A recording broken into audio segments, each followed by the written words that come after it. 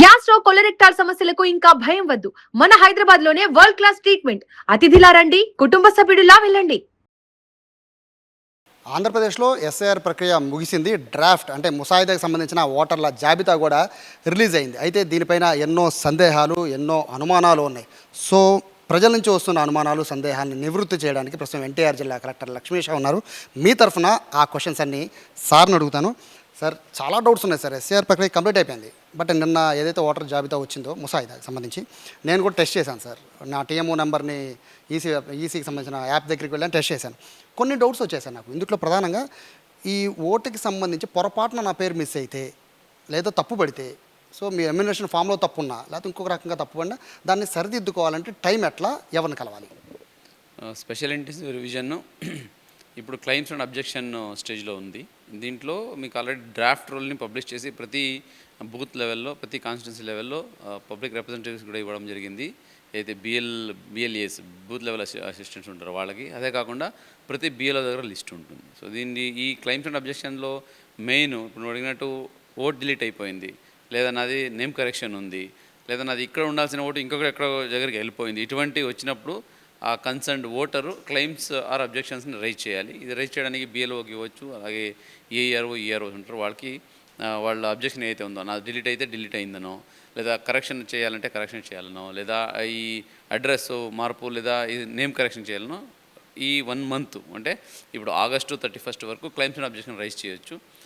Rise చేసిన తర్వాత rise చేయడంతో పాటు అడ్రస్ ప్రూఫ్ మారాలనుకుంటే అడ్రస్ ప్రూఫ్కి కావాల్సిన లిస్టు, లేదా ఓటు నాది మిస్ అయింది నాది యాడ్ అవ్వాలంటే దానికి కావాల్సిన లిస్టు, ఈ 11 టైప్ ఆఫ్ ఐడెంటిఫై కార్డ్స్ ఉంటాయి, దాన్ని అటాచ్ చేసి ఫైల్ చేయాల్సి ఉంటుంది. ఈ మిస్ అయిపోయింది నాది డిలీట్ అయిపోయిందని ఎవరు కంగారు పడాల్సిన అవసరం లేదు.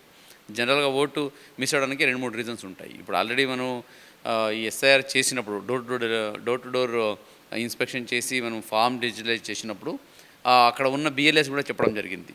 జనరల్గా ఎందుకు మిస్ అయి ఉంటాయంటే డెత్ అని నమోదైతే మిస్ అవుతాయి, లేదా యాబ్సెంట్ పర్మనెంట్లీ షిఫ్టెడ్ అనే నమోదైతే మిస్ అవుతాయి, లేదా డూప్లికేట్ అయితే మిస్ అవుతాయి.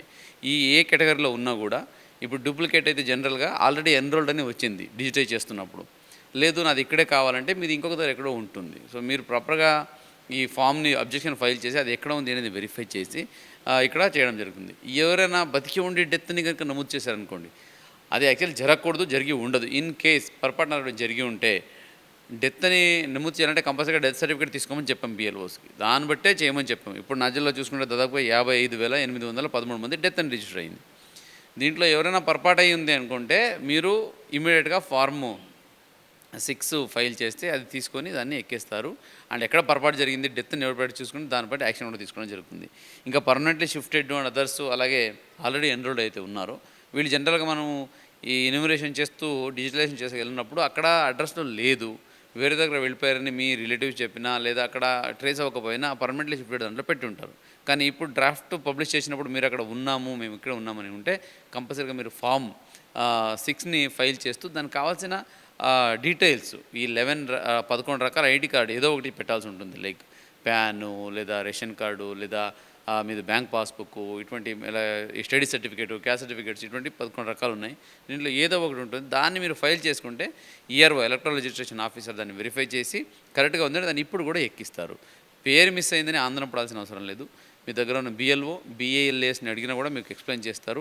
మీ లిస్ట్ మొత్తం కూడా ఆల్రెడీ అందరికీ బిఎల్ఓస్కి పంపించడం జరిగింది. కాబట్టి ఈ ప్రాసెస్ ఫాలో ఈ 1 మంత్లో చేసుకుంటే ఎక్కడికి అంటే ఇన్ కేస్ డిలీట్ అయినా కూడా ఆ ఓటు ఎక్కడికి వెళ్తూ మళ్ళీ వస్తుంది. ఇక్కడ 2 డౌట్లు ఉన్నాయి సార్. ఒకటి, ఎస్ఐఆర్ఓ పేరు ఉంది కాబట్టి, అంటే మనకి మీరు ఇచ్చిన ప్రస్తుతం డ్రాఫ్ట్లో పేరు ఉంది కాబట్టి 2029 ఎలక్షన్లో ఓటు వేయచ్చు, మళ్ళీ వెరిఫికేషన్ రారు అనేది ఒకటైతే, రెండోది ఇప్పుడు పేరుంది కాబట్టి 2029కి వీళ్ళు మాత్రమే ఓటు వేయాలేమో అనే ఒక అపోహ ఉంది సార్. ఈ 2 కరెక్టేనా? ఇప్పుడు డ్రాఫ్ట్ రోల్ అయితే వచ్చిందో ఇది అయిన తర్వాత అక్టోబర్ 3కి ఫైనల్ రోల్ అనౌన్స్ చేస్తాము. ఇది స్పెషల్ ఇంటెన్సివ్ రివిజన్లో అయ్యే final role.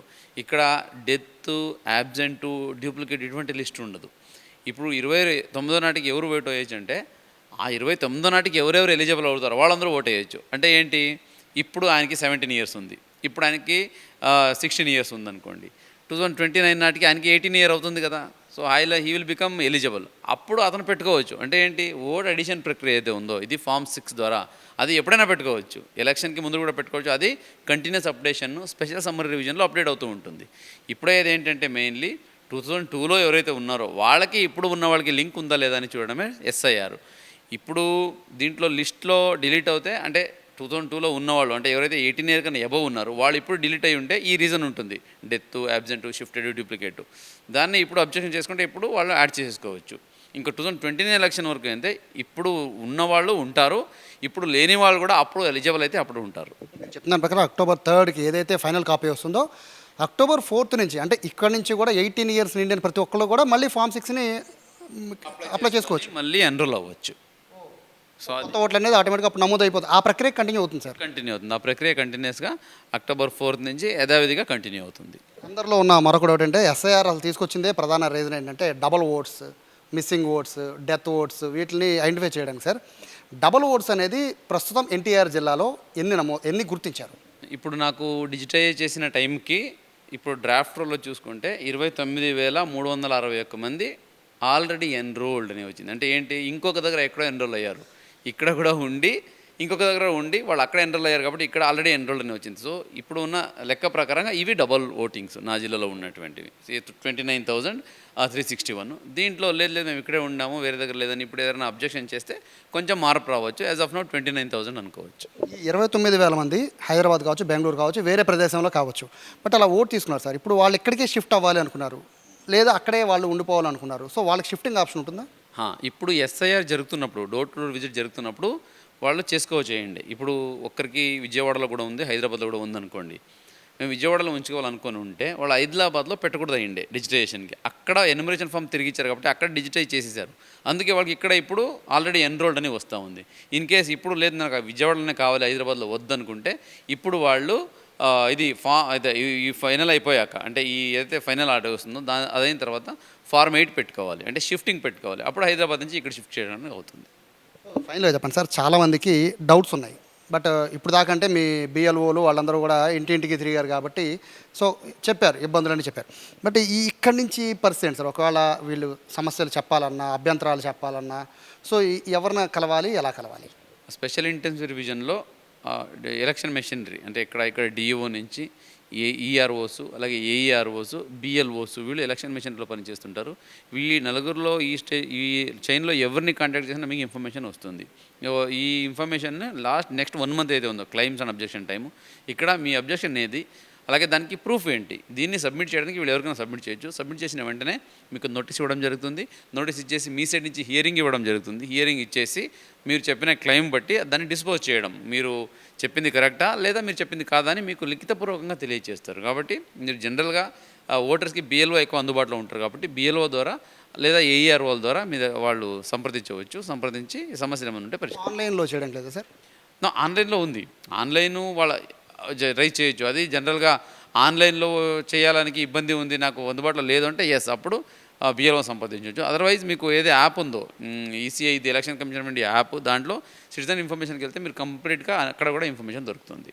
Thank you so much. So చాలా డౌట్స్కి క్లారిఫికేషన్ అయితే ఇచ్చారు. ECINET ఈ యాప్ని ఇమీడియట్గా కూడా ఇన్స్టాల్ చేసుకున్న తర్వాత అక్కడ నుంచి మీ ఓటు ఉందో లేదో వెరిఫికేషన్ చేసుకోండి.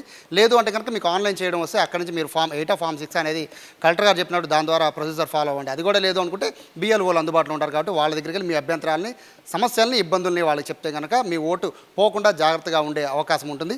ఇక్కడ గమనించాల్సిన అంశం ఏంటంటే ఈ ఎస్ఐఆర్ ద్వారా కేవలం ఎన్టీఆర్ జిల్లాలోనే దాదాపుగా 30,000 మంది డబుల్ ఓటర్స్ ఉన్నారంటే రాష్ట్ర వ్యాప్తంగా ఎంతమంది ఉన్నారో అర్థం చేసుకోవచ్చు. ఇలా తెలంగాణలో కానీ బెంగళూరు ఇట్లా ఎక్కడైనా కూడా బట్ ఇలా డబుల్ ఓటర్స్ని తీసేయడం అలాగే చనిపోయిన వాళ్ళ ఓట్లని కనుక్కోవడం దీనిదే ప్రధానంగా ఎస్ఐఆర్ ప్రక్రియకి సంబంధించిన అసలైన మోటో. కాబట్టి ప్రస్తుతానికైతే ఎవరు ఏ అభ్యంతరాలు ఉన్నా కూడా ఆగస్టు 30 లోపే మీ అభ్యంతరాలని తెలియజేస్తే August 3కి ఫైనల్ కాపీ వస్తుంది. ఆ తర్వాత మీరు మార్చాలంటే ప్రాసెస్ పెద్దగా ఉంటుంది కాబట్టి ఈలోపే చేసుకోమని చెప్పి ఎన్టీఆర్ జిల్లా కలెక్టర్ లక్ష్మీష్ చెప్తున్నారు. కెమెరా పర్సన్ వినయ్తో సాయి, సుమన్ టీవీ, విజయవాడ నుంచి.